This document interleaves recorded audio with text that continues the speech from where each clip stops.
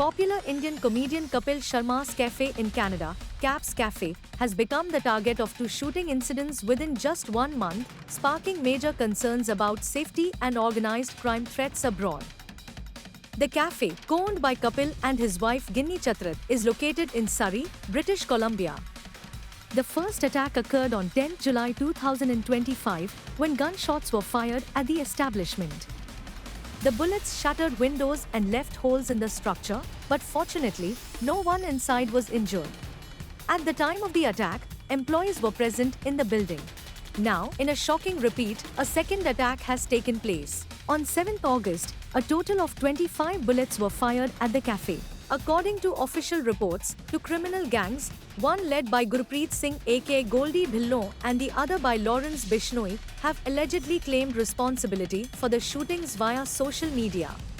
A disturbing Facebook post surfaced following the latest incident, where Goldie Dhillon, said to be affiliated with the Lawrence Bishnoi gang, admitted to the attack and even issued a warning directed at the comedian. The post reads, "Jai Shri Ram.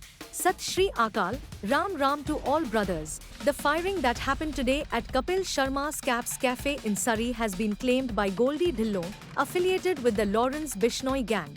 The Surrey Police Service, SPS, has confirmed the second firing incident and released an official statement regarding the case. According to the statement, on 7th August, SPS frontline officers responded to a report of shots fired outside a business in the 8400 block of 120 Street. The same business was the location of a similar incident on 10th July. Numerous SPS police resources and Delta Police Department units responded, and while it appears multiple shots caused damage to the windows and building, fortunately the staff on premises were uninjured.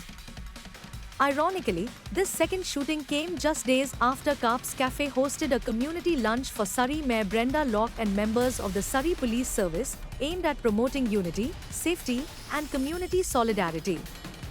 While no injuries have been reported in either incident, the repeated attacks and public threats have raised serious concerns about targeted violence and gang-related intimidation.